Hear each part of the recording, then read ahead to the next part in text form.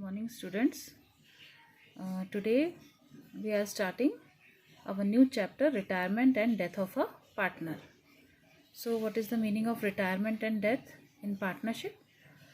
So when any partner is retiring from firm and means he is not able to continue his duties as a partner in the firm due to his ill health, illness, or due to another reasons, he becomes insolvent, or he is moving from the one country to another and settle down there. And these are the conditions when a partner is not able to continue his duties in a partnership firm. So it is also reconstituting the firm under which old partnership comes to an end. This condition also known as reconstituting, under which old partnership comes to an end and new partnership among the remaining, or we can say continuing partners, comes into existence. Other partners which are not retiring from the firm, they can continue the business of the partnership firm and then on the new terms and conditions. So these are some circumstances when partner retire from the firm due to ill health or inability to work, due to old age, due to misunderstanding among the partners. Yes, when there is some issues among the partners due to some misunderstanding, then also a partner can retire from the firm.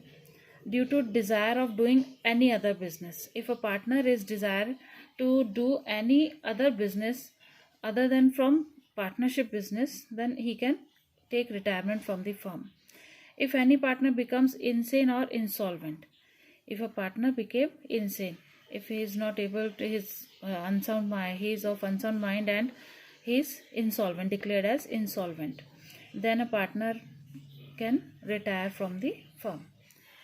So retired partners or the legal representative of the deceased partner have right to get the share of capital, profit, general reserve, goodwill and other amount which he is entitled to get from the firm.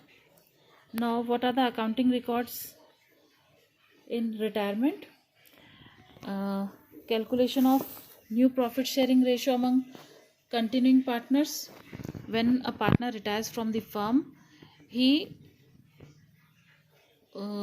remaining partners who continue as partner in the firm, they purchase the share of retiring partner in their gaining ratios.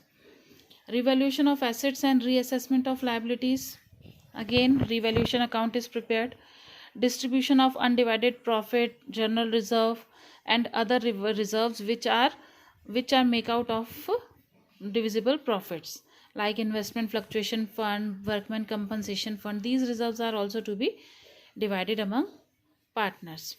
Calculation of amount payable to retiring partner, then preparation of revaluation account, partners capital account and balance sheet. These are the accounts which are prepared in retirement chapter, in this chapter. So gaining ratio, the formula of gaining ratio is new share minus old share, and the formula for sacrificing was old share minus new share.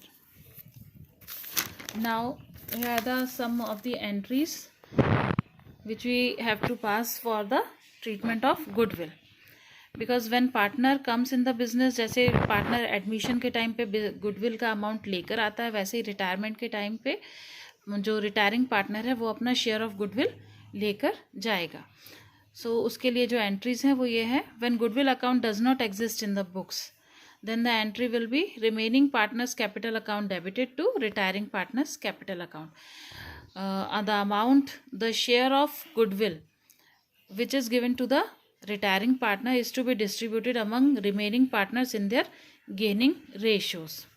When goodwill account already exists in the books, when there is goodwill account appears in the balance sheet of partnership, then it is to be written off in among all partners. So entry will be all partners capital account debited to goodwill account, and second entry will be remaining partners capital account to retiring partners capital account, the amount of goodwill which is to be paid to the retiring partner. For that the second entry is passed.